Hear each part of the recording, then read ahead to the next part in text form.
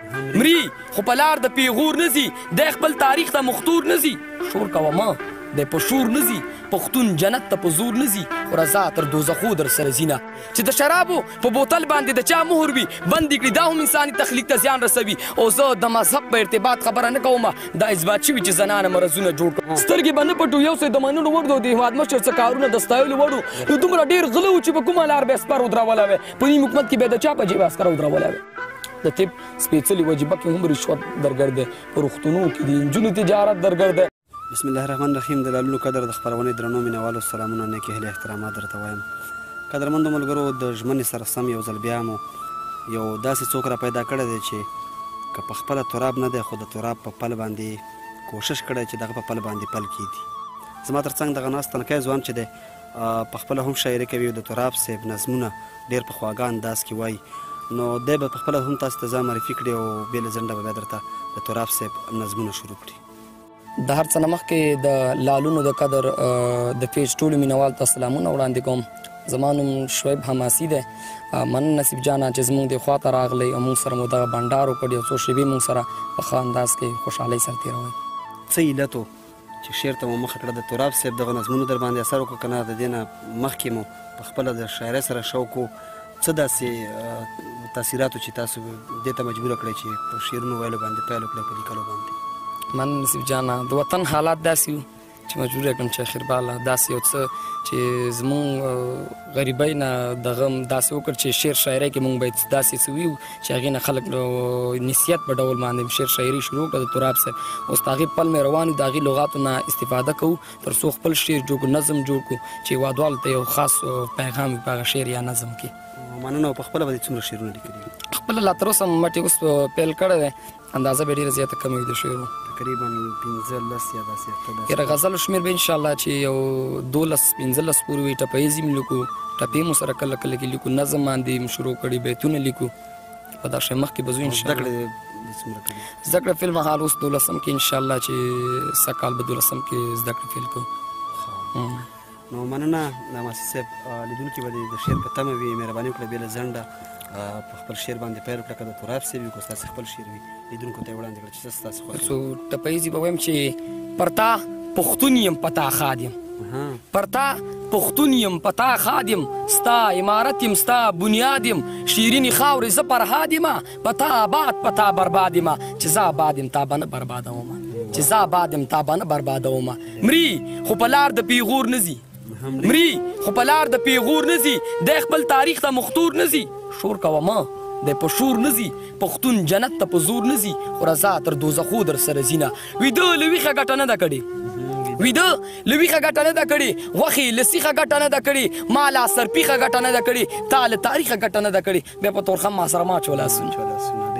نو زم لوی ابدال راویښوم کنه خوشحال راویښوم یا سید جمال راویښوم او عمري خیال راویښوم ظلمو له ګیرو سره وخیر البرتونه ظلمو له ګیرو سره وخیر البرتونه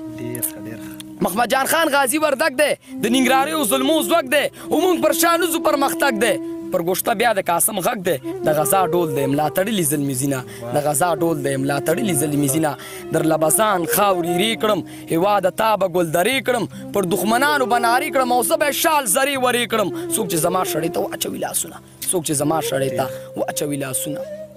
یو نظم دی چې په بدنیتۍ چې څوک راغلي سر یې نه دی وړی په بدنیتۍ چې څوک راغلي سر یې نه دی وړی دنګو ځوانو دنګو سرونو دلته خم خوړلی په دې زانګو کې فطرتي داسې لکه پروت دی چې روغ ترې نه ځي خامخا ماشي لړم خوړلی په دې زانګو کې فطرتي داسې لکه پروت دی چې روغ ترې نه ځي خامخا ماشي لړم خوړلی مونږ غریب یو خو د چا برنګ کتو ته ټیک نه ګورو مونږ غریب یو خو د چا برنګ کتو ته ټیک نه ګورو هر یو ګستاخ ته مو د سر سترګې تلي کېښي د همت دنګې مناري مو تر اوږو ټیټې دي هرې بلۍ ته د سرونو په پوړۍ خېجو د همت دنګې مناري مو تر اوږو ټیټې دي هرې بلۍ ته د سرونو په پوړۍ خېجو خلک زموږ د تندو کرښو ته ښه نه ګوري خو دومره بد نه یو دا مخونه مو غربت تور کړي خلک زمونږ تندو کرښو ته ښه نه ګوري خو دومره بد نه یو دا مخونه مو غربت تور کړي که د انصاف ترازو ولګېد ټول شروع شو دا به ثابته شي چې مونږ منپسند خلک یو که د انصاف ترازو ولګېد ټول شروع شو دا به ثابته شي چې مونږ منپسند خلک یو څو ظلمو کرښو د تنقید په نوم ګریوان شکولی ورداشت کوی شو مونږ ته خدای ارتې سینې راکړي که اجازت وي زه هم دوه درې تنکي لرمه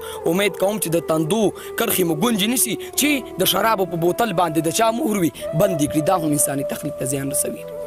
چې د شرابو په بوتل باندې د چا مهر وي بند یې کړي دا هم انساني تخلیق ته زیان رسوي او زه د مذهب په ارتباط خبره نه کوم دا اثبات شوي چې زنانه مرضونه جوړ کړ که چا د خپلو اټمي بټیو پلان خنثی کړ که چا د خپلو اټمي بټیو پلان خنثی کړ مونږ حاضر یو چې ټوپک ورته په ځمکه کېږدو اوس ته همت د منارو سوري ته ډډ یو چې توکل په خدای چې زمونږ وینې به رنګ کله راوړي خپله به دوه توکه شي وبچوي رڼا به راکړي مونږ سحر په نښه کړی د سپېدو لمنې ته په تیاره کې د بلال غږونه اورو نورې به غونډې شي که خیرې د تیارو لمنې نورې به غونډې شي که خیرې د تیارو لمنې سرک ښوونځی برېښنا روغتون نه آبادۍ ته سلام مونږ د هر څه له مخه کانګو ازادۍ ته سلام نه ښه خواړه نه ښه لباس او نه د زرو دانې سور مرچکی او سور سوکړک سړي اوبه د چینې شاه حسیني شاه زماني او میر زماني ارمان دی امال خاني خوشحال خاني او باچا خاني ارمان دی سر په ولو باندې بار تر سلو کالو سر په ولو باندې بار تر سلو کالو اخر ور واخلي چینار تر سلو کالو بیا د انالحق او د سرور ناره وخت کاري ماته د منصور او د منظور ناره وخت کاري ماته بیا د انالحق او د سرور ناره وخت کاري ماته د منصور او د منظور ناره وخت کاري دا غني هغه غني دانش اشنایه رنګ لري جنگ ته د منظور روان توپ او توپنګ لري او دا وزیرستان او د افغانستان څخه داسې نه چې نن پرون را شو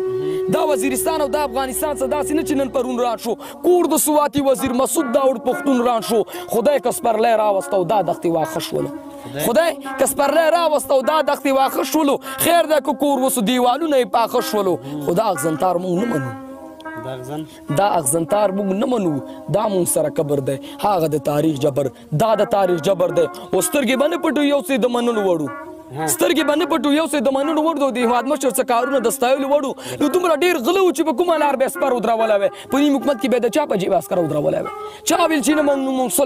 صلحوال نه منو مونږ خو د لوی افغانستان تر منځ دیوال نه منو مونږ خپل حق اخلو که هر پل په غرغرو ختل وي چې لویشته ځمکه مو د چا د خپو لاندې غل وي یو چا د سرو زرو پر تاج سوداګري کړې ده چا د غنم پر وږي هم امپراتوري کړې ده نه خالو خان به په ګمل او په ملتان وختو نه به سیدال ناصر په سر د اصفهان وختو نه بلې مور ملا برجان ملا عمر راوړ نه چا په شان د ولګل سیري ټټر راوړ یو څو څپېړې د تاریخ پر مخ وهلی پروت دی راپورته نه شولو بیا غلی او دا غلی پروت دی اسکه شمله د ازادۍ پر سر ولاړه پروت دی یو څوک د ګور پر غاړه هم پر اسکه غاړه پروت دی نو په پلځی خیش کې نه تورې نه څک یم څه پردي وو څه له خپل پښتون نه سپک یم زه د ورک پښتانه غږ یم چې لا ورک یم او د طب سپېڅلې وجیبه کې هم رشوت درکړ دی د طب سپېڅلې وجیبه کې هم رشوت درګر دی په روغتونو کې د انجونو تجارت درګر دی بې شپارس او بې پیسو به د مریض مړ کېږي بغیر له دغه دوو درو به د مریض مړ کېږي او د درملتون دننه سره سپین کسابان ناستي سړي خوار فقط په شکل د انسان ناستي د درملتون دننه سره سپین کسابان ناستي سړي خوار فقط په شکل د انسان ناستي په میعاد تیرو دوایانو کې راشن اخلي ډاکټران تر درملتونه کمیشن اخلي او چې دا زلمي زمونږ ولې ګیرې او برېت نه لري چې دا زلمي زمونږ ولې ګیرې او برېت نه لري نجونو ته هم د سر ټیکرو کوم اهمیت نه لري او د مسلمان او د هندو ترمنځ تشخیص ګران شو د هندواني او د کدو ترمنځ تشخیص ګران شو د مسلمان او د هندو ترمنځ تشخیص ګران شو د هندواني او د کدو ترمنځ تشخیص ګران شو لباس کلتور او تمدن مو په پتلون وخته ساتري عورت مو تر پونډۍ او تر زنګون وخته بعضې له ستوني چا وو چا تر ستوني ویوړه د مغرب ګرمو هواګانې ترې پرونه ویوړه نو بند به تر څو د خپل ضمیر په زنځیرونو پروت یم بند به تر څو د خپل ضمیر په زنځیرونو پروت یم زه به تر کومه ستا په خو په لاسونو پروت یم ته به تر کومه ځان پر حق ما بنا حق بولې زما اطاعت به د خپل ځان مسلم حق بولې ادي توقیف شي چې د حق مخ ته دیوال پراته وي د چا په خو کې چې پښتو مذهب ایمان پراته وي چې د پښتون ولس ګریوان ته تار او سن پاتې دي یو څو محدود کسه دي چې دې هېواد ته ژمن پاتې دي چې د ازادۍ هر یو مین ته زر سوغات یې ښی دی بس دا یو مونږ یو چې سر مو په پیلات یې ښی دی بس دا یو مونږ یو چې سر مو په پیلات یې ښی دی نو ډېره زیاته مننه شعیب عماسي صاحب چې په دومره تنکۍ ځوانۍ کې او تنکي عمر کې مو د تراب صاحب دغه ټول نظمونه په یادو زده کړي دي د هغه په طرز باندې بالکل کټ مټ مو تراب سترګو ته ودرېږي چې کله تاسې نظم وایي او په خپلو شعرونو کې هم باید خواري وکړي د په کور کلي کې مو کوم ادبي ناستې وي د شاعرانو سره ناسته وکړي انشاءالله په راتلونکي کې به درنه هیله کېږي چې تاسو به یو ښه شاعر جوړ شئ. ډېره زیاته مننه کوم چې موږ ته مو وخت راکړ. ما نه تاسو هم نصیب جان ډېره زیاته مننه چې قیمتي وخت مو موږ ته راکړه. ډېره زیاته مننه مهرباني. د لنډو قدر خپرونې درنو قدرمندو ملګرو د اوس لپاره زموږ خپرونه همدومره وه تر بلې خپرونې پورې چې بیا د یو نوي شاعر سره ستاسو په خدمت کې حاضرېږم. د اوس لپاره درنه اجازه غواړم. د خدای په امان.